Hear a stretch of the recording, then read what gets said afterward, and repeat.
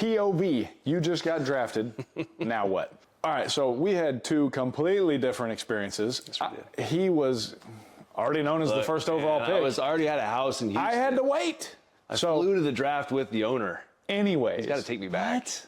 He's got to take me back. This is before Twitter and all this stuff, so no one knew what was happening. I already had a house in Houston. Flew to the draft. We could have with ruined the owner of the first pick. We could have ruined all the coverage. He's already going to be the first pick. Okay, so sorry if you're watching this, your experience might not be that one, but maybe mine, where you had to wait a little bit. With the 36th pick in the 2014 NFL Draft, the mighty Oakland Raiders select. Yeah, I know you love us. David Carr, quarterback, Fresno State. That'll be better because you might land on a better team. Just saying, okay? Or they can start one up and pick you. Yeah, that'd be great. And then they can give us all the expansion guys that don't want to play it. Aaron, I love you. Aaron Glenn, you're going to do great with the Jets. My God. But you know you were so an expansion guy. sixes. They just sent you because you were old, but you played great. Actually, he won me several games. So that's okay. So what is it? Like, what is it? What happens? Well, now you're thrust. You were the guy in college. Yep. And you think you're still the guy in the NFL until you show up and you're the youngest dude there. Yep. And there are actually grown men. Yep. That was what was most shocking to me, is they were just grown men with families, and you're like, man, I got to lead this whole group. That was the first thing that was kind of shocking, but you got to get acclimated because it's a completely different world. Yeah, I walked in and I see Charles Woodson. I see one of his favorite players, by the way. One of my favorite players. Playing with him. I pretended to be him when I was 6 years old. Crazy. Making one-handed catches like I'm at Michigan, okay? And now he's out there on defense, and you're looking at him. And I'm looking at him like, I kind of want to throw it to him. I'm rooting for him. Yeah, exactly. All right, Justin Tuck, LaMar Woodley, you walk in, and LaMar Woodley wouldn't talk to me, he said, until you win me a game. And then he ended up getting hurt, and then we still haven't talked since. Well, that's too bad. You know, but I think that's part of it, right? So you have to you got to get a feel for who you are in the locker room. And then there's always this, like, the coaches are going to be like, just assert yourself. Make sure you know you're the man. Like, this dude has been in the league for 12 years. Let me just get a feel for what's happening around here. So that's the one thing they don't tell you is, like, they want you to instantly be the guy. You're not that guy, pal. Trust me. You're not that guy. Okay. Okay? You?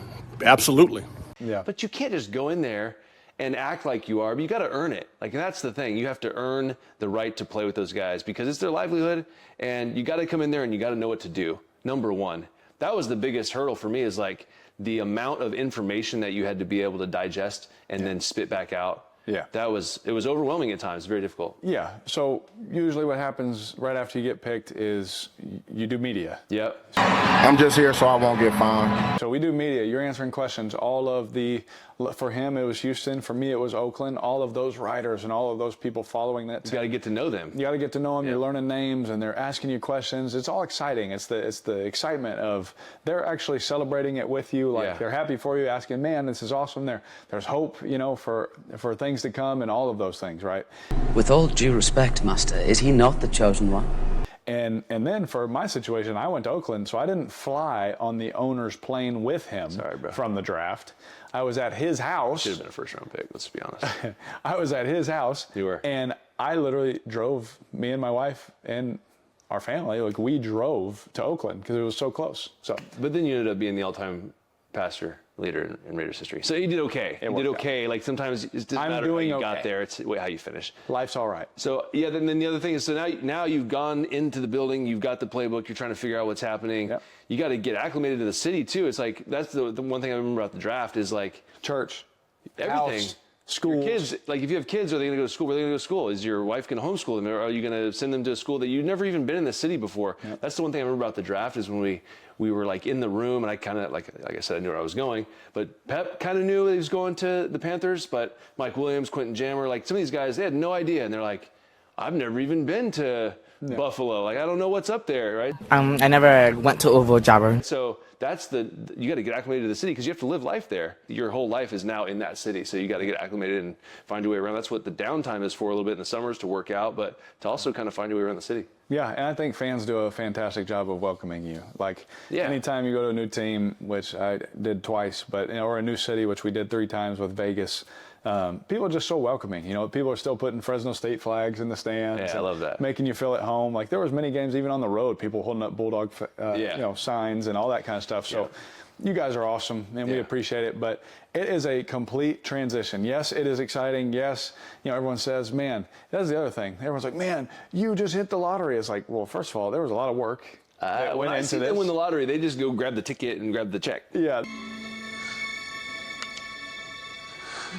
It's a golden ticket. There was a lot of work, else a lot of that hits, goes a lot into of that. breaks, all those things. So what you didn't realize is taxes, all right? So whatever you think that everyone got is cut in half. They're tricking you, man. It's called the NFL money. The one that you see online, that's, granted, it is a lot of money, right? We Yes, get it paid is. very well for what we do, but it's a trick. It's It is a trap, trick, okay? but you don't know that as a young It's all kid. you cousins and stuff out there saying, hey, man, bro, we didn't got it. Yeah. My wife has it. It's over. It's in college fund, okay? Because we can only do this until our hips blow out, right? Or something just stops working, and then what are we going to do, right? So you guys be smart, too. You guys that are in the league now, invest, right? Network.